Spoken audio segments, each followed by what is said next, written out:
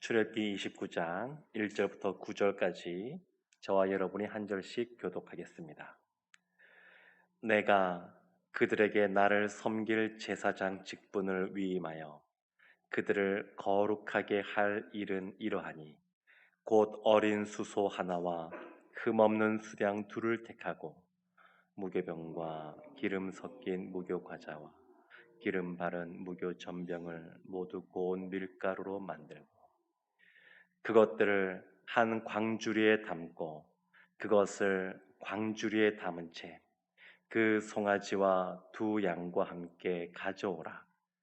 너는 아론과 그의 아들들을 회막문으로 데려다가 물로 씻기고 의복을 가져다가 아론에게 속옷과 에봇 받침 겉옷과 에봇을 입히고 흉패를 달고 에봇에 정교하게 짠 띠를 띠게 하고 그의 머리에 관을 씌우고 그 위에 거룩한 패를 더하고 관유를 가져다가 그의 머리에 부어 바르고 그의 아들들을 데려다가 그들에게 속옷을 입히고 9절 말씀 함께 보겠습니다.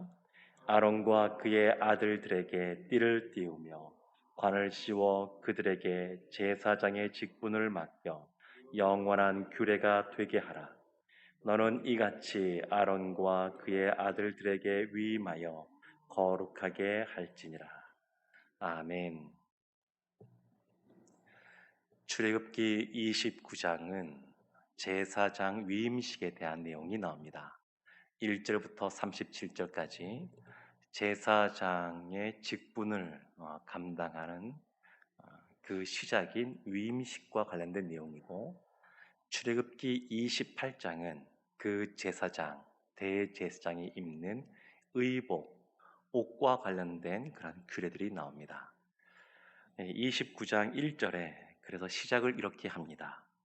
내가 그들에게 나를 섬길 제사장 직분을 위임하여 그들을 거룩하게 할 일은 이러하니, 제사장이라고 하는 그러한 직분은 나를 섬길 사람들이다, 이렇게 설명하고 있습니다.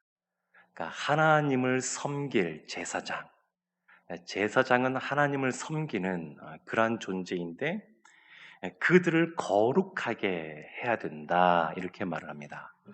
그러니까 제사장이라고 하는 역할은 하나님과 이스라엘 사이에 그 중간에 그것을 연결시켜주는 그러한 존재라고 할 수 있습니다. 근데 이와 같은 제사장 위임식과 관련하여서 1절부터 3절까지는 준비해야 될 준비물, 이 두 가지를 크게 말합니다. 하나는 하나님께 드릴 그러한 제물이고, 또 하나는 먹을 그러한 또 나눌 떡인 것을 볼 수 있습니다. 이 두 가지를 준비해야 된다, 이렇게 말을 합니다. 그래서 1절 하반절에 보면 어린 수소 하나와 흠없는 수양 둘을 택하고, 이 송아지와 이 수양 둘을 준비해야 되고, 또 한편에 2절에 보게 되면 무교봉과 기름 섞인 무교 과자와 기름 바른 무교 전병을 모두 고운 밀가루로 만들고, 3절에 그것들을 한 광주리에 담고 그 광주리를 함께 가져오라. 함께 가져오라 그럴 때에 레위기에 보면 이 표현들을 예물을 드리다, 이렇게 표현하기도 합니다. 근데 이것도 굉장히 중요합니다. 함께 먹을 그 음식을 준비하는 것도 중요합니다. 출애굽기 29장 31절과 32절 보면 이렇게 나옵니다. 너는 위임식 수량을 가져다가 거룩한 곳에서 그 고기를 삶고 아론과 그의 아들들을 회막문에서 그 수량의 고기와 광주리에 있는 떡을 먹을지라. 위임식을 한 이후에 그걸 먹고 마시는 겁니다. 이것은 하나님이 이스라엘을 하나님의 백성 삼아 주셨는데, 하나님이 하나님의 백성인 이스라엘을 만나는 장소가 어디냐면 성막입니다. 그리고 그 언제 만나냐면 제사를 지낼 때 만납니다.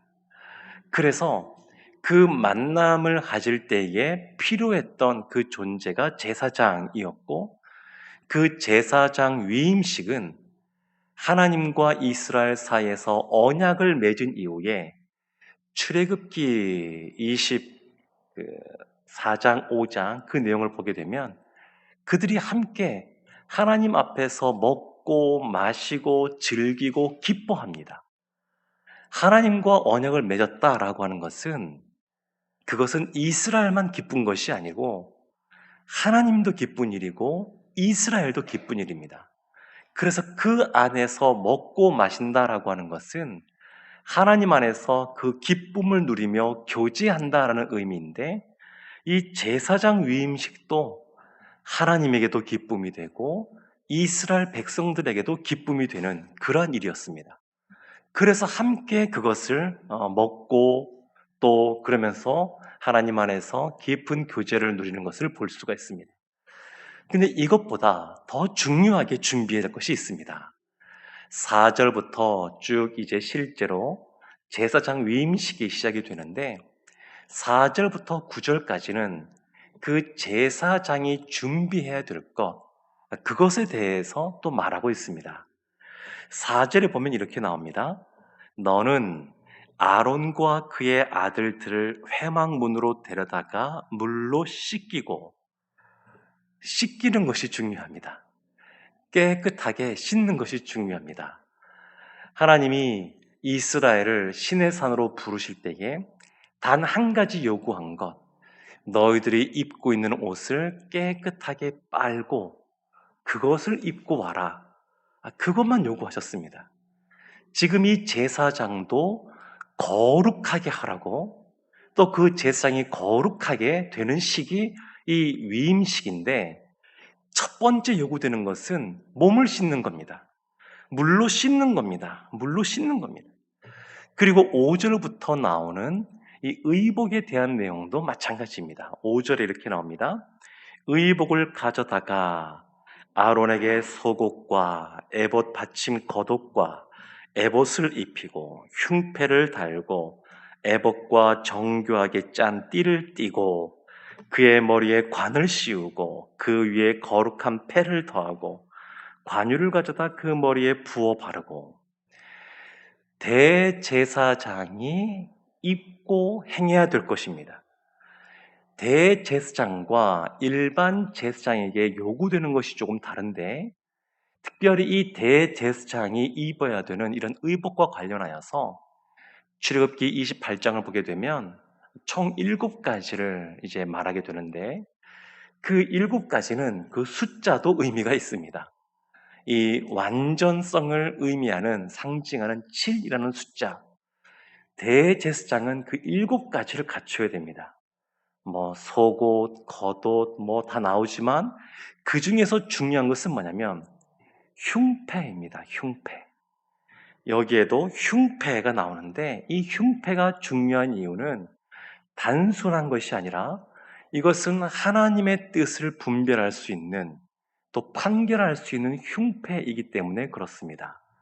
이 흉패는 네모로 된 모양이고 그냥 가로 세로 한 뼘쯤 되는 그러한 크기인데, 금실, 청색, 자색, 홍실, 가늘게 벤 꼰 그 실, 그걸로 정교하게 이렇게 짭니다. 두 겹으로 짜서 마치 주머니처럼 이렇게 생겼습니다. 그런데 이 흉패에는 12개의 보석이 4줄로 이렇게 그 안에 거기에 박혀 있습니다. 박혀 있는데 그것은 이스라엘 12지파를 의미합니다. 그런데 이 흉패 안에 2개의 돌 같은 것이 들어 있습니다. 그것이 우림과 둠빔이라고 하는 것인데, 우리 바둑을 보게 되면 흰색 바둑알과 검은색 바둑알 있지 않습니까? 그런데 그 모양이 똑같습니다. 눈을 감고 만져보면 이것이 흰색인지 검은색인지 구별이 되지 않습니다. 우림과 둠빔이 그런 겁니다. 우림도 이 정확한 뜻은 모르지만 히브리어 단어에서 유추해서 일반적으로 빛들이라고 해석을 하고, 둠빔은 온전함이라고 해석을 합니다. 둘 다 부정적이고 긍정적인 의미가 있는 것이 아니고 다 그런 뜻입니다. 그런데 우림이 흰색이고 둠빔이 검은색인데 이것을 흉패에 집어넣는 겁니다. 그리고 여호수아가 아간을 발견할 때 했던 것처럼 12지파 중에서 6지파씩 나누어서 하나님, 범죄한 지파가 어느 지파입니까? 라고 얘기하고 우림이 해당되는 6지파를 이쪽에, 둠빔을 뽑았을 때 해당되는 지파 이쪽에 해두고 뽑는 겁니다. 그래서 계속 선별해 가면서 하나님의 그런 판단을 받게 됩니다. 그래서 흉패가 중요합니다. 근데 그 흉패를 다는 겁니다. 그리고 에봇을 또 입는데, 그 에봇을 다는 건데, 우리 주부들이 그 앞치마 이렇게 하는 것처럼 에봇은 마치 그와 같은 겁니다. 그래서 거기에 다 이와 같이 흉패를 붙이고 에봇을 입고 여러 가지 관도 쓰고, 이 모든 것들은 그것이 의미하는 것이 분명합니다. 그것은 제사장의 허물을 가리는 겁니다. 출애굽기 28장 제일 끝에 있는 42절, 43절 보게 되면 42절 끝부분에 이렇게 나옵니다. 하체를 가리게 하라. 제사장의 이와 같은 의복들은 하체를 가리는 겁니다. 덮는 겁니다. 인간의 죄악된 모습을 하나님 앞에서 덮는 겁니다. 43절 보게 되면 그 중간에 이렇게 있습니다. 거룩한 곳에서 섬길 때에 그것들을 입어야 죄를 짊어진 채 죽지 아니하리니. 이것을 입어야 죽지 않습니다. 하나님의 존전 앞에, 하나님의 임재가 있는 그 성소 앞에 들어가려면 죄인된 모습으로 나아갈 수 없기 때문에 하나님께서 이와 같이 제사장들에게, 또 대제사장에게 이와 같은 의복들을 입히시는 겁니다. 그리고 하나님이 얼마나 거룩하신 분이시고 존귀하신 분이신지 이 제사장들의 복장에 있어서 진짜 제일 먼저 눈에 띄는 아주 도드라진 특징이 하나가 있는데, 그것이 뭐냐면 제사장들이 제의를 집례할 때에는 맨발로 합니다. 제사장, 특별히 대제사장 옷을 보면 그 색깔이 화려하고 멋있어 보이고 그럴 수 있습니다. 그러나 그것은 멋있어 보이기 위해서 하는 것이 아닙니다.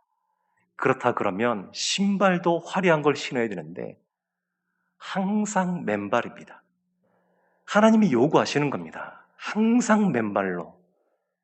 너가 서 있는 그곳은 거룩한 땅이니 신을 벗으라 말씀하셨던 것처럼 제사장들은 늘 이와 같이 맨발로 자신의 죄를, 허물을 하나님이 허락하신 옷을 입고 가리고, 그리고 특별히 위임식 때는 물로 씻고 기름도 붓고 그렇게 나아가는 겁니다.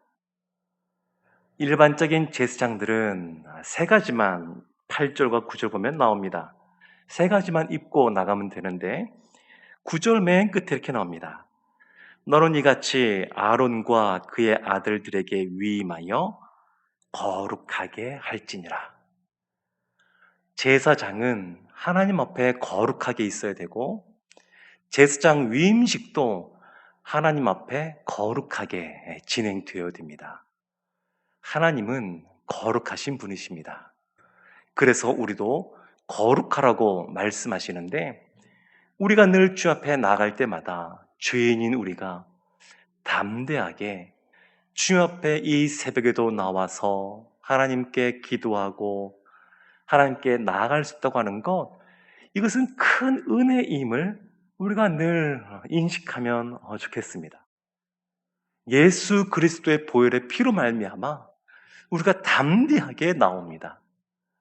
예전 같으면 제사장들만 성소에 들어가기도 했을 뿐만 아니라 하나님을 향하여 두렵고 떨리는 마음으로 늘 우리를 정비하고 그 거룩하신 존재 앞에 나아가기 위하여 늘 그렇게 나갔었는데 우리가 하나님 앞에 나올 때도 예수 그리스도의 보혈로 말미암아 우리가 나오게 됨에 대하여 감사할 뿐만 아니라 하나님이 거룩하신 분이다라고 하는 것을 알고 에스라와 함께 있었던 백성들이 말씀으로 말미암아 떠는 자들, 하나님은 경외하는 자들로 있었던 것처럼 늘 그 거룩하신 하나님 앞에 경외하는 모습으로 우리가 서 있는다 그러면 하나님께서 우리와 소통하시고 교제하시고 함께 먹을 음식과 더불어서 그 안에서 잔치가 행해질 줄로 믿습니다.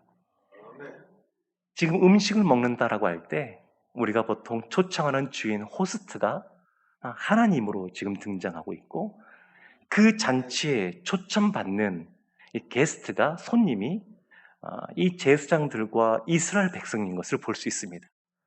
하나님이 하나님 옆에 나온 하나님의 자녀들, 하나님의 백성들에게는 이와 같이 기쁨에 또한 배부를 수 있는 그와 같은 것을 채워주시고 먹여주십니다.